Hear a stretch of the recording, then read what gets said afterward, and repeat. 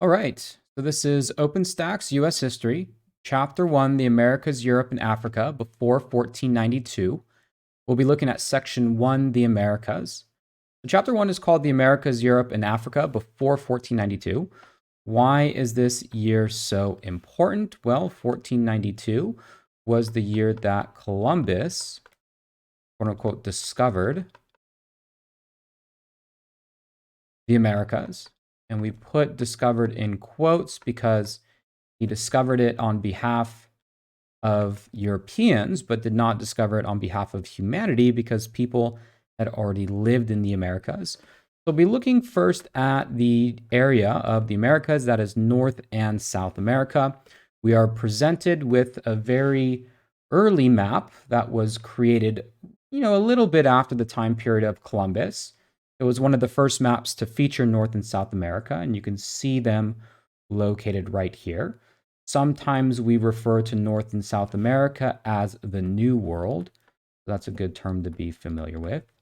And then we can sort of see also here's Europe, Africa, which was pretty well known and charted at the time, and then the rest of Asia, which wasn't really fully understood to European mapmakers yet. It's not quite that accurate.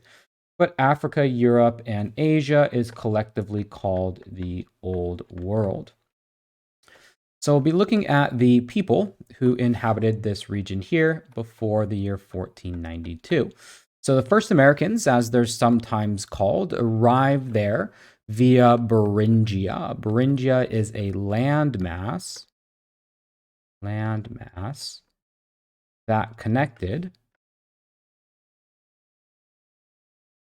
Asia and North America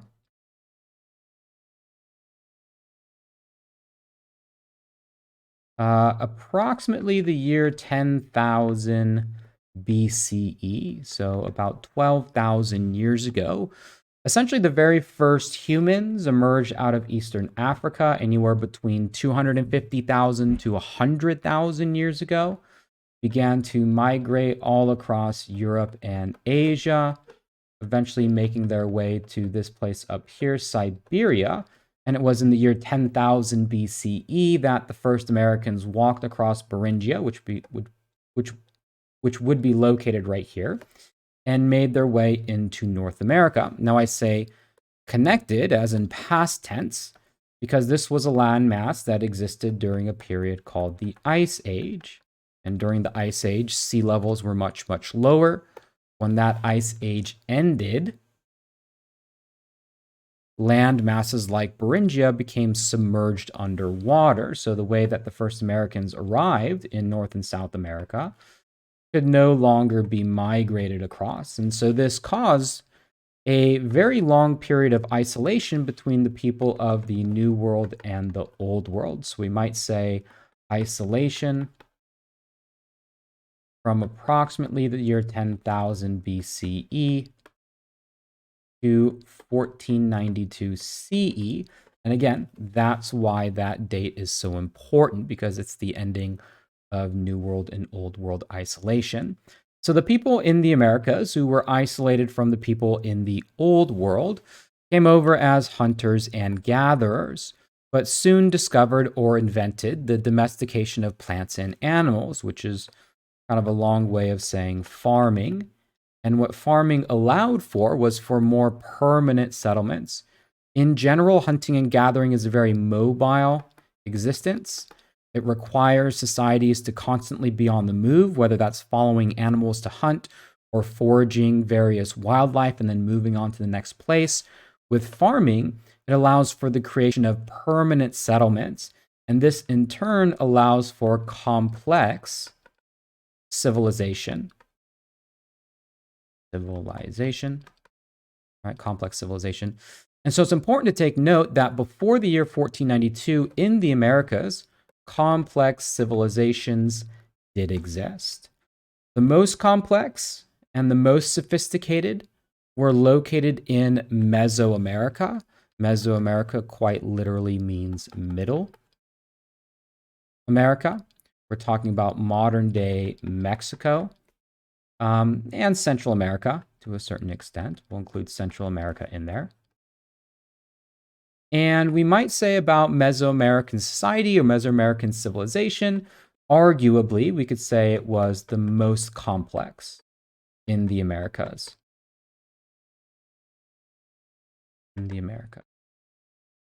It is also a civilization that was around for a very long time. The very first complex civilization in Mesoamerica was the Olmec. So they were maybe, we might call them the first / earliest of these civilizations. And they established a lot of cultural, technological, and other sort of ways of life that were eventually passed down to future Mesoamerican societies. So we can say some things in general about all Mesoamerican societies. In terms of religion, Mesoamerican society was polytheistic. That is the belief in many gods or goddesses. Their priests practiced ritual bloodletting. That is the practice of cutting oneself open and letting your blood out as a sacrifice to the gods, but also sacrifice. And sacrifice could be a sacrifice of a harvest. You know, you grow food and offer it to the gods. It could be sacrificing animals to a god, or it could be sacrificing people to the gods. And Mesoamericans practice various forms of sacrifice from harvest all the way up to people. In terms of the crop or the food that sustained Mesoamerican society, it was corn and maize that really served as the backbone for sustaining large populations. The Olmec and other early Mesoamerican civilizations developed systems of mathematics, also a calendar system. You find that calendars are very, not common, but they coincide often with societies that rely very heavily on farming. The calendar typically has a lot to do with the harvest, being able to predict when crops will grow, when you should plant the crops, etc., etc. A very unique characteristic to Mesoamerican society, not just in the Americas, but really all around the world, was the invention of a written language. In fact, written language is a very uncommon aspect in terms of being invented out of nothing. Most written languages today were in some way, shape, or form spread or shared from earlier versions. And you can count on just about one hand how many times people independently invented writing, and Mesoamerican civilization was one of those areas. In terms of tools and technology, Mesoamericans used obsidian weapons. Obsidian, if you're not familiar, is a black glass-like rock. And so all of these things about polytheism, ritual bloodletting, corn, knowledge about writing, mathematics, calendar, obsidian weapons, these things were all collectively shared by the people who lived in Mexico and Central America from roughly the time of the Olmec, which we see here really got their origins about 1200 BCE, all the way up into the latest and last Mesoamerican civilization, which is the Aztec. So the Olmec themselves, they pioneered and established a lot of these characteristics very early on, thriving from 1200 to 400 BCE. The hallmark of Olmec civilization are these giant head sculptures. So if you ever see this image here, you want to associate them with the Olmec. And of course, they were the predecessors to later Mesoamerican civilizations, including the Maya and the Aztec. After the Olmec came the Maya, who thrived, or, really reached their high point at approximately 500 CE. That would have been 100 years before Columbus arrived. Although there were still Mayan people who lived and occupied certain areas of Mexico, even as late as 1492, but as a collective civilization with highly populated city centers and lots of activity in terms of trade, a lot of that had declined by the time that Columbus arrived. The Maya built upon what the Olmec had passed down, especially in terms of architecture. And we have a lot of Mayan architecture that really kind of represents the wealth and organization of the empire. Structures like the Pyramid of the Sun and the Pyramid of the Moon were some of the largest structures on the planet, save the Egyptian pyramids. If you throw those out, the pyramid and the sun and the moon were some of the tallest structures in the world. Also, the city of Chichen Itza. This was a Mayan city-state. You see a temple here. And of course, today, a lot of our archaeological findings of the Maya include these very sophisticated structures. In addition to that, the Maya also built on or contributed further to the written language and kept written records. A codex is a Mayan written record, and we can learn about the Mayan civilization today through these written records. However, not a lot of these codex exist today. When the Spanish arrived, they were fearful that the Maya would revert away from Christianity back to their indigenous beliefs. And so the Spanish destroyed many of the codex to ensure that there wasn't this return to indigenous beliefs or this turn away from Christianity. So we might say about the codex, many destroyed by the Spanish. Right, although a few do survive today, and we do know about the Mayan civilization because of it. The most important of these Mesoamerican civilizations for us, though, is the Aztec, because the Aztec is the civilization that comes into contact with Europeans following the voyage of Christopher Columbus. The Aztecs were an empire that was built on conquest. Their capital city was Tenochtitlan, which is modern-day Mexico City. So we'll call this the Aztec capital. It was built on Lake Texcoco. You can actually see a bird's eye view of the capital city here. The city itself was built on a lake to defend itself from its enemies. You can see the city center here. And in order to get to the city, you would have to go across these various roads or causeways. So it served kind of like a moat in order to protect it. Tenochtitlan at the time was one of the most populated cities in the world, not just in the Americas, but one of the most populated cities in the world, very densely populated. The people there survived or ate their food from the chinampas or floating gardens. This was a way of farming. Essentially, a chinampa is a man-made island in the lake that used the water from the lake to grow various crops. And you can even see that a little bit on this map. So some of these things out here might be chinampas, these man-made kind of islands, you might say. And in Aztec society, really the two cornerstones were warfare and religion. War and religion were both very important. The highest positions on the social ladder were occupied by the priests and by the warriors. And it was two sort of pillars of civilization that were intertwined with one another. So, for example, the goal for Aztec warriors wasn't necessarily to kill the enemy, but rather to capture the enemy. And then once captured, those POWs could be sacrificed by the priest class in order to ensure harvest. And probably more so than any other Mesoamerican civilization, the Aztecs were probably most infamous for their practice of human sacrifice. They were by no means the only civilization that did it, but maybe they're the most recognizable one. And so you can see here, this is likely a POW, an enemy of the Aztec who was caught on the battlefield being sacrificed by a priest. And I think that's supposed to be the heart right there. So just to recap in terms of Mesoamerican civilizations, right? If we look at Mesoamerican civilizations, it all started with the Olmec. They were the earliest. Then it went to the Maya. They came next.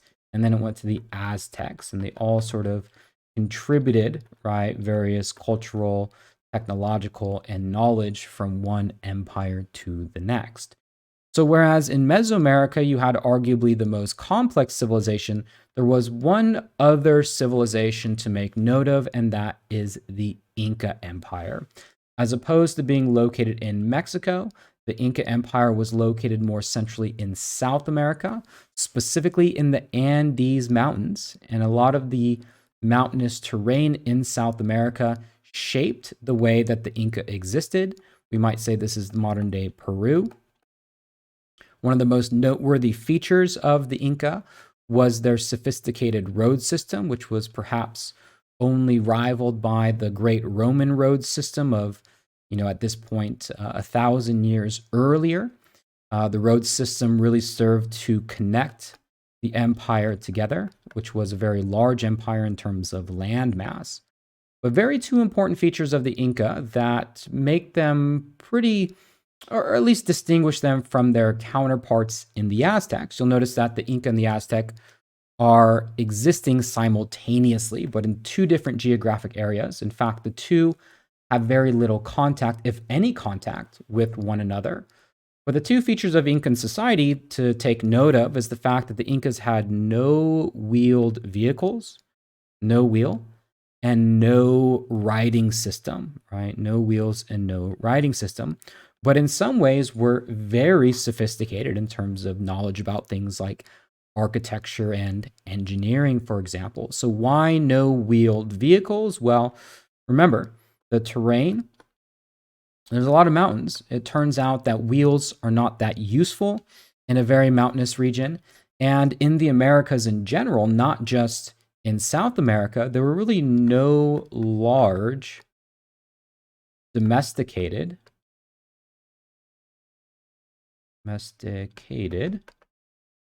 animals. The things that you would typically attach to a wheeled vehicle, like a cow or an ox or a horse or even a goat or a pig, none of those animals existed in the Americas. And so for that reason, the Inca never utilized wheeled vehicles. Instead, they used chasquis, who were runners. They served as, these were people, and they ran around the empire quite literally as a method of communication. So people did all the work. In terms of a writing system, well, we already know that writing is very rarely invented, so it's probably not all that unusual that the Incans lacked a writing system. Maybe what is more unusual is that they lacked trade, or at least some sort of connection with Mesoamerica. And because of this, the knowledge, or at least technology of writing, never spread to the Inca.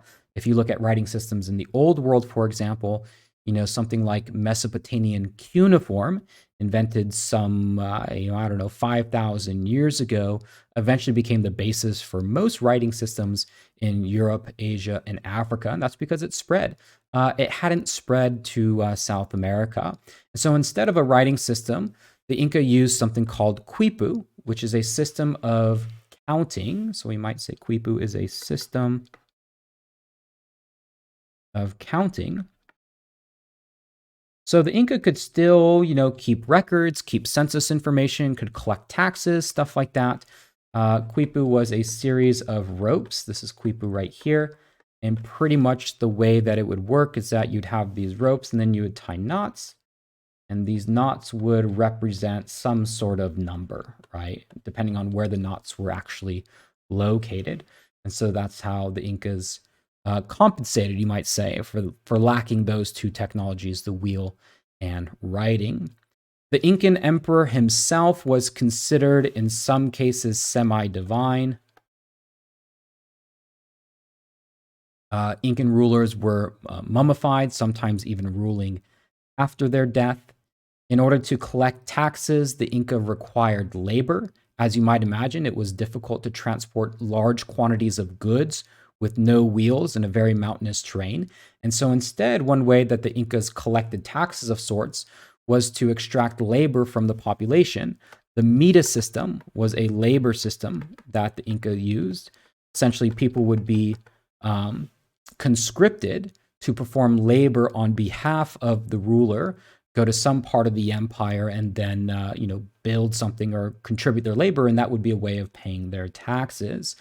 Such structures include Machu Picchu, which is perhaps one of the most symbolic remnants of the Inca Empire, and really demonstrates some of the know-how of how the Incas were able to build this magnificent city that endured way high up in the Andes Mountains. So in some ways, we could say that the Incas were lacking what we might consider basic technologies like the wheel and writing, but in other ways, very sophisticated to be able to build and allocate the resources that were necessary for something like Machu Picchu.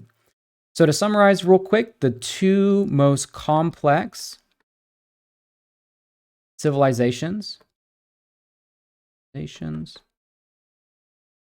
at the time when Columbus arrived, the Aztecs in Mexico and the Incas in Peru. We have a map here that kind of shows where these empires were located geographically. You can see where the Mesoamerican societies were located, Olmec, Aztec, and Maya, and the Incan civilization up here in the Andes Mountains. Well, what about this area up here in North America, the territory that eventually becomes the United States? Well, nothing existed quite on the scale of complexity in North America than places like, South America and Mesoamerica. In general, the people who lived there, North American Indians, or we might also call them Native Americans,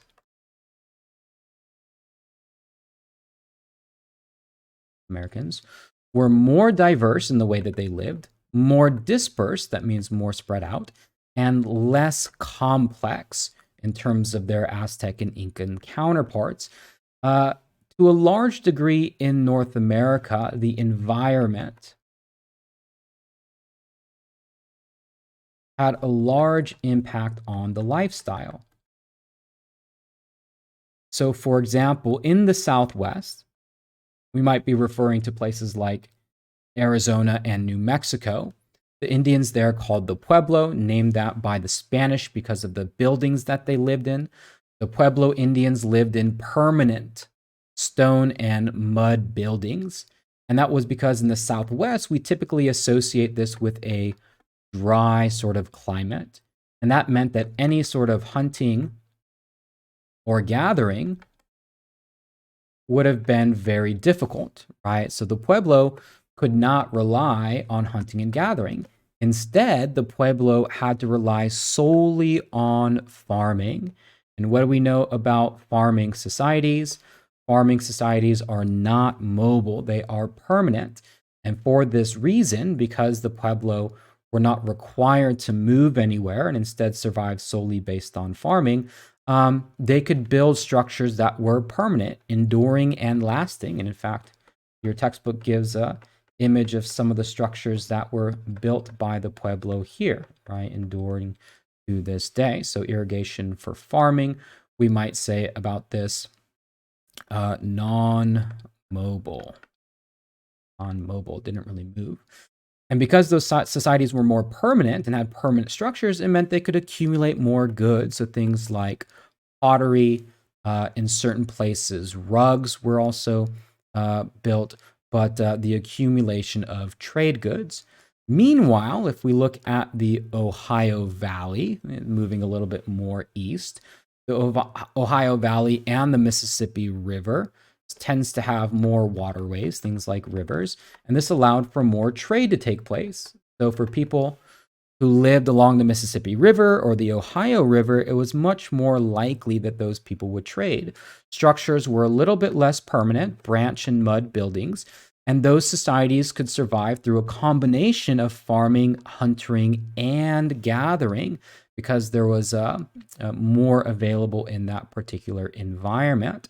In fact, it was along the Mississippi River that the most densely populated area in North America existed, and that was Cahokia. So of Cahokia, we're going to say this was the most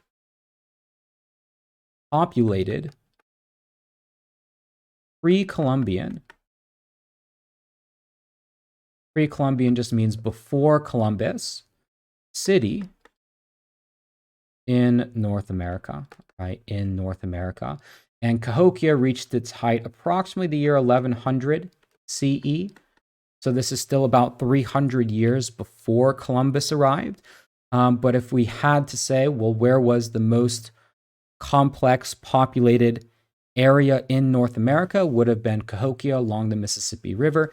And for the most part, this was a trade city. It was an area in which people from all over North America traveled in order to trade their various goods.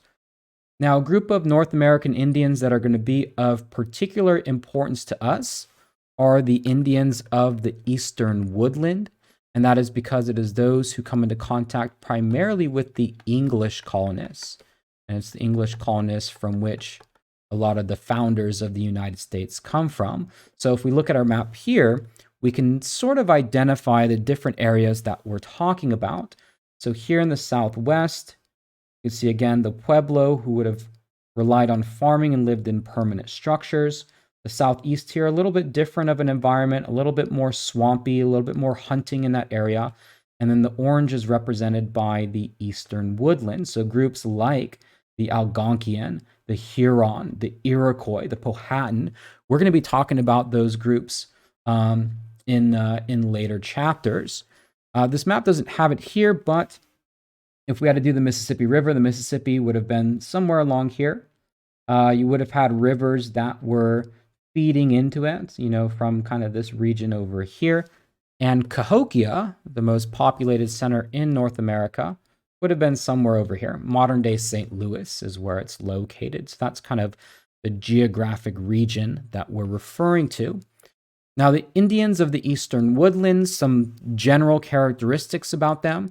They tended to organize themselves into clan and tribal units.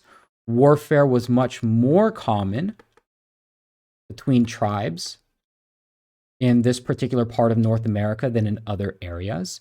Typically, clan or tribes were led by chiefs. Chief will say this is the leader of a tribe. And since we'll be talking about their interaction with the English colonists, kind of 2 points of political and cultural contention between Native Americans in the Eastern Woodlands and the eventual English colonists that make it there are the idea of who has political power and private property. So in some tribes in the Eastern Woodlands, women did have political influence. We're going to call this matriarchy. So we'll call it matriarchy, women having political influence. Whereas you didn't see this in any of the European settlements that came. But maybe the most contentious point was this idea of private property. And this was the fact that many Native Americans in the Eastern Woodland had no concept of this. Whereas when English or European colonists arrive, they very much view land as a sort of source of wealth, something that can be divided, bought and sold, trade from one person to the next. And this causes lots of contention.